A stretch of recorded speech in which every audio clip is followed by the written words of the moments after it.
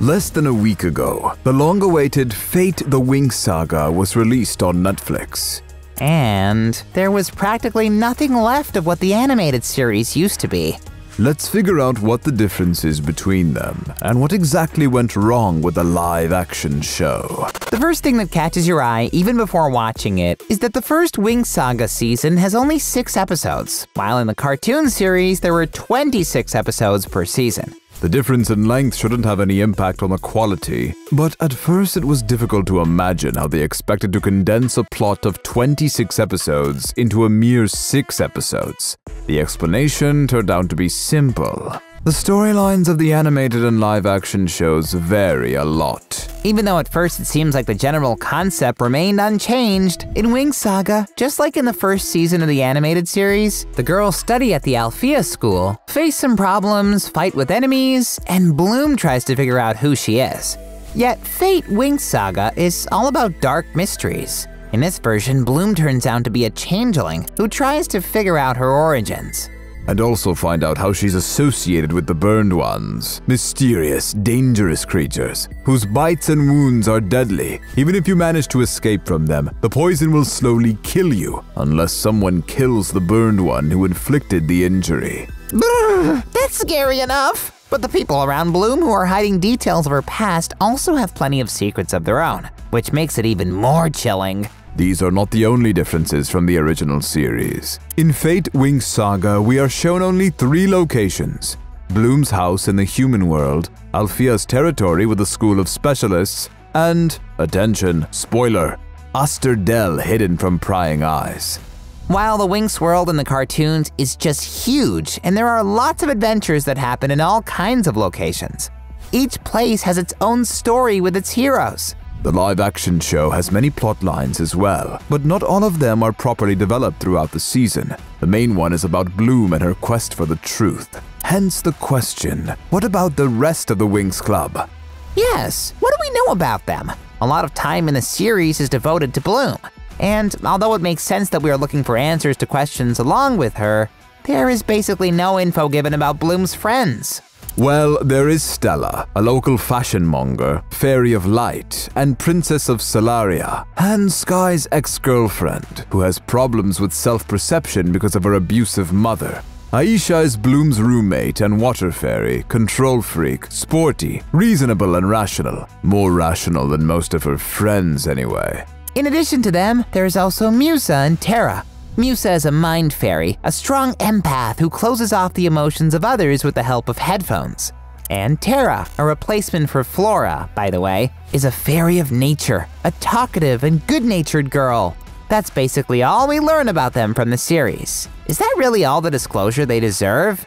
They do get some attention, that's true. Terra and Musa try to figure out how to communicate as roommates. Stella tries to get along with Sky, and at the same time, Bloom and Sky become closer, while Musa begins a relationship with Terra's brother, Sam. But these are the day-to-day affairs of fairies and specialists who play no role in the development of the plot. There is practically not a word about the background of any of them.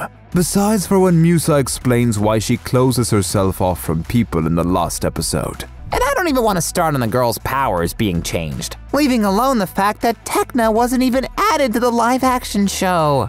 But what about other secondary characters? It's a shame, but things are no better here. For example, the specialists. Their school looks cool. A new character named Sol Silva, Sky's mentor, has an interesting story and a vivid character. But still, they almost have nothing to do with the Red Fountain team. Of all the specialists we know from the animated series, only Sky and Riven remained. Oh yes, and only Sky's story is kinda made clear, although people around him have too many secrets. Riven acts like a bad guy, without justification, without revealing his character. Instead of the specialist guys we remember from the Winx Club, there is a new character, Dane, a modest guy who wants respect from his classmates and to fit in. And this desire doesn't do him any good. But that is a topic for another time. In addition to the students of both schools, there are also adults. We have already mentioned Silva. Besides him, there is Farah Dowling, headmistress and teacher of Alfea. Obviously, this is the new Faragonda, and this headmistress is not the kind, caring woman we remember. Wise, yes, Moderately strict, yes. But she, like other teachers, has her own secrets and a dark side.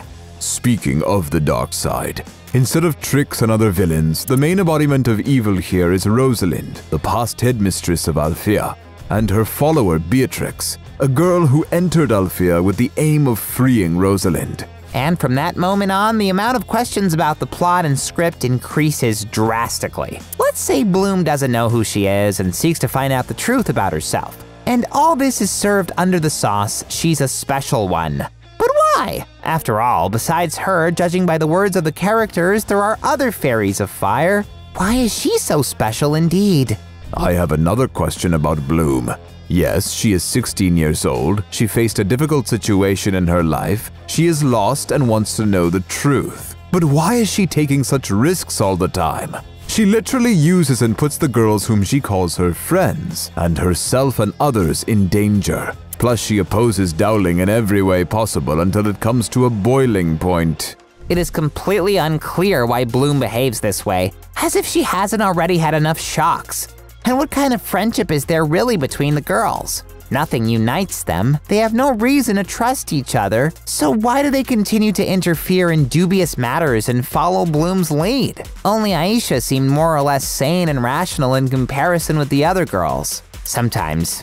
In the Winx Club, the friendship between the girls was much more reasonable. Yes, I totally agree with you. The gloomy atmosphere of the new series also does not save the situation with the plot and characters. Initially, the idea with the burned ones, Rosalind's story and dark background wasn't at all in the Winx Club. Neither was there a dark, oppressive setting full of conspiracies. A darker story could actually be an interesting alternative to what we saw in the animated series. But instead of the characters and stories getting revealed, we see quite a few cliché scenes. And this is not surprising. You know that the showrunner of the project is Brian Young, who was a screenwriter and producer of The Vampire Diaries. Many fans noticed that he borrowed some details from the previous project, and not only from there, attentive viewers notice visual similarities with Twilight, Teen Wolf, and even Scam, with Chilling Adventures of Sabrina. References are cool, but not when there are too many of them. That's true. There is also another problem. The series depicts everyday life at the expense of magic. Oh yeah, and that's what really makes a huge difference between the show and cartoon series. Instead of exploring the world of magic, we have to watch the characters party, drink alcohol, do drugs, and have typical inward and outward teenage conflicts. And all of that doesn't affect the plot in any way. Perhaps the creators wanted to make the atmosphere more realistic, but don't they miss an opportunity to depict a magical world where completely different orders can be built? Fate the Winx Saga cannot be considered an original work despite all its darkness and sense of realism, but nor does it seem to have much in common with the original animated show. And while the ending of Season 1 does look intriguing, one can't say Winx Saga deserves to be continued. We can only hope that if the series is renewed, there will be more episodes per season. It would be great if the creators reveal more of the characters and the world. Then the show might sparkle with new colors. And what do you think of Fate the Winx Saga? Let us know in the comments. And don't forget to subscribe to Cartoon Junkies!